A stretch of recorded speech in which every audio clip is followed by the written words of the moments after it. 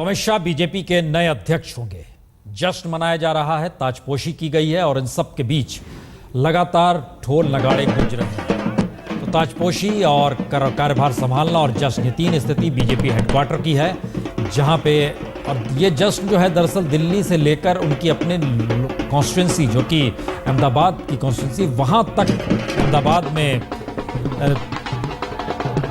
भी जश्न है। वहां पर बीजेपी हेडक्वार्टर में लोग जश्न के डूबे हुए हैं। ये इसलिए गुजरात के लिए कहीं ज़्यादा महत्वपूर्ण है क्योंकि गुजरात में इससे पहले जो दो शख्स निकले राजनीतिक तौर पे, उसमें शुरुआती नाम हर किसी को सरदार पटेल का नाम जहन में आ सकता है, दूसरा नाम मोरारजी देसाई का याद आ सकता है। लेकिन एक लंबे अंतराल के बाद भारतीय राजनीति को सीधे प्रभावित करने की दिशा से नरेंद्र मोदी और अमित शाह की पहचान और दोनों सत्ताधारी दल के अध्यक्ष और प्रधानमंत्री के तौर पर मौजूदगी कहीं ना कहीं अब गुजरात को उस पावर सेंटर के केंद्र में लाकर खड़ा कर चुकी है, जिसका इसका बात का एहसास है कि दरअसल इस देश के भीतर उत्तर प्रदेश को साधने के लिए या उत्तर प्रदेश की राजनीति को साधने के लिए गुजरात के अमित शाह ने जिस तरीके से बिसात बिछाई, उसी का असर भी रहा कि बहुमत के मंत्र से कहीं आगे बीजेपी बढ़ गई और नरेंद्र मोदी प्रधानमंत्री पद के तौर पर उस जनादेश के साथ बैठे जहां पर बहुमत उनकी अपनी पार्टी का उनके साथ। ये एक बहुत बड़ी उपलब्धि थी और शायद यही बड़ी वजह है कि इस दौर में राजनीतिक तौर पर चुनाव जीत सकता है जो शख्स, उसे महत्व दिया जाता है, यानी रिजल्ट देने वाला शख्स महत्वपूर्ण है। शायद इसीलिए बीजेपी अध्यक्ष पर मुहर अक्सर संघ की लगती है, एक सहमति बनाने की बात होती है और यह मुद्दा संघ के दरबार में भी पहुंचा था। वहां पर भी इस बात को लेकर चर्चा हुई थी कि क्या अमित शाह को बीजेपी का अध्यक्ष बनाया जाए और इस बात पर अक्सर सहमति बनी कि चुनाव होने वाले हैं आने वाले वक्त में और राज्यों में भी बीजेपी का परचम लहराना चाहिए। तो रणनीतिकार भी हैं और अपने तरीके से राजनीति को साध भी सकते हैं अमित शाह। तो बीजेपी के अध्यक्ष पद उन्हें सौंप दिया जाए और पार्टी के संसदीय बोर्ड में उनके नाम पर आज मोहर भी लग गई और फौरन बाद राजनाथ सिंह ने ऐलान कर दिया अमित शाह बीजेपी के नए अध्यक्ष हैं। सर्वसम्मत से श्री अमित शाह जी को भारतीय जनता पार्टी के राष्ट्रीय अध्यक्ष के रूप में अपनी सहमति दी है, हासिल होगी। जिसे बीजेपी के सबसे पावरफुल नेता और देश के प्रधानमंत्री के पावर का इंजन माना जाता हो, उसके लिए सर्वसम्मति एक औपचारिकता थी।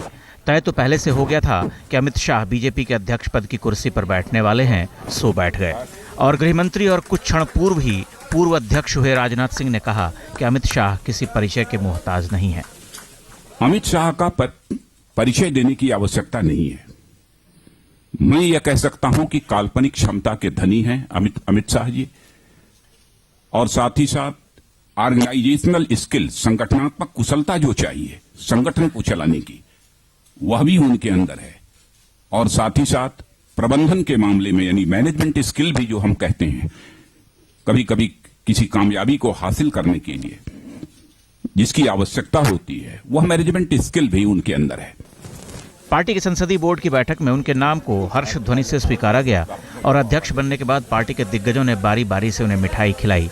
शुरुआत प्रधानमंत्री नरेंद्र मोदी ने की, फिर राजनाथ, आडवाणी, जेटली, सुषमा, वेंकैया, जोशी, सब के सब हाथों में गुलदस्ता लिए बधाइयां देने के लिए आगे आने लगे।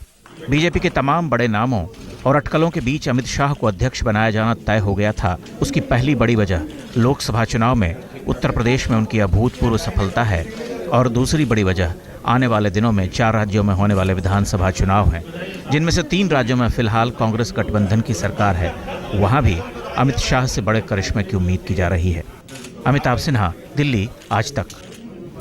दरअसल इधर ऐलान हुआ और उधर जश्न की तैयारी शुरू हो गई। जश्न सिर्फ बीजेपी दिल्ली के हेडक्वार्टर में नहीं बल्कि अहमदाबाद तक में और गांधीनगर तक में और इन सब के बीच उनकी अपनी विधानसभा की कॉन्स्टिट्यूंसी तक में, मुंबई में, लखनऊ में, मनसा जो कि उनकी अपनी कॉन्स्टिट्यूंसी है विधानसभा की, वहां पर भी जश्न। तो ये 4 दृश्य बतला रहे हैं कि दरअसल पहली बार चूंकि उत्तर प्रदेश में राजनीतिक प्रयोग जो खुद अमित शाह ने किया वो इस मामले में कहीं ज़्यादा महत्वपूर्ण है कि पहली बार कैडर को महत्व दिया गया, कार्यकर्ताओं को महत्व दिया गया और जो कद्दावर नेताओं की पहचान उत्तर प्रदेश की राजनीति में हमेशा छाई रहती थी और उसके तहत बीजेपी बटी और सिकुड़ी और सहमी और कहीं ना कहीं निढाल सी नजर आती थी, उसे अपने तरीके से अमित शाह ने जगाया। तो शायद ये हो सकता है कि कार्यकर्ताओं को अब इस बात का एहसास हो चला हो कि दरअसल कार्यकर्ता किसी भी पार्टी के लिए महत्वपूर्ण होता है और ये दृष्टि बीजेपी के अध्यक्ष की भी रहेगी।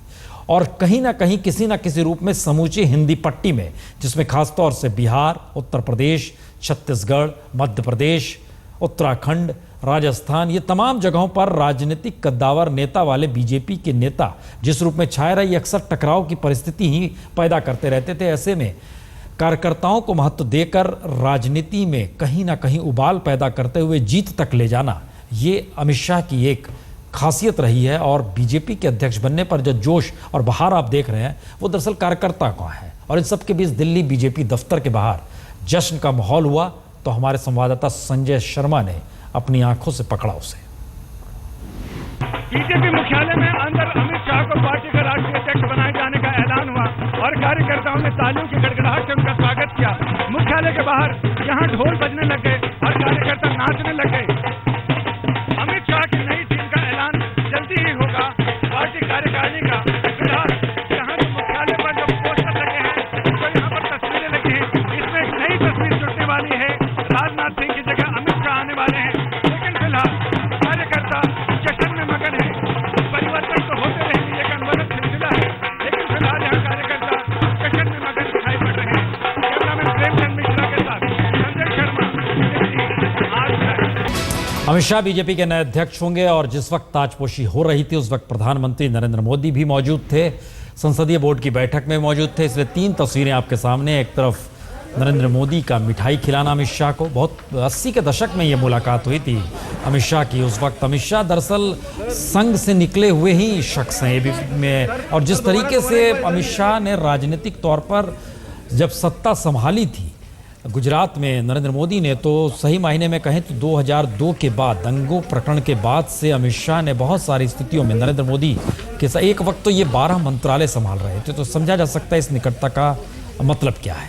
वहीं दूसरी तरफ राजनाथ सिंह समझ रहे हैं कि अब अध्यक्ष जो नितिन गडकरी के बाद झटके में वो बने थे और 23 जनवरी 2013 जिसका जिक्र भी कर रहे हैं, तो जाहिर है 1.5 बरस के बाद अब बाकी के वक्त के लिए अमित शाह आए हैं, तो वो उनका स्वागत कर रहे हैं। और तीसरी स्थिति एक ऐसे शख्स की है जो कि जनसंघ के दौर में भी अध्यक्ष रहा, एक ऐसे शख्स की है जिसने जनसंघ जब बनी थी उस दौर से लेकर सार्वजनिक जीवन शुरू किया, और एक ऐसी स्थिति में बीजेपी को देखा, जनसंघ को देखा, तमाम परिस्थितियों में देखते हुए अब वो देख रहे हैं कि राजनाथ सिंह के बाद जब अमित शाह बने हैं, तो वो समर्पण भाव से अपने तरीके से आशीर्वाद भी दे रहे हैं। जिक्र लाल कृष्ण आडवाणी का कर रहे हैं।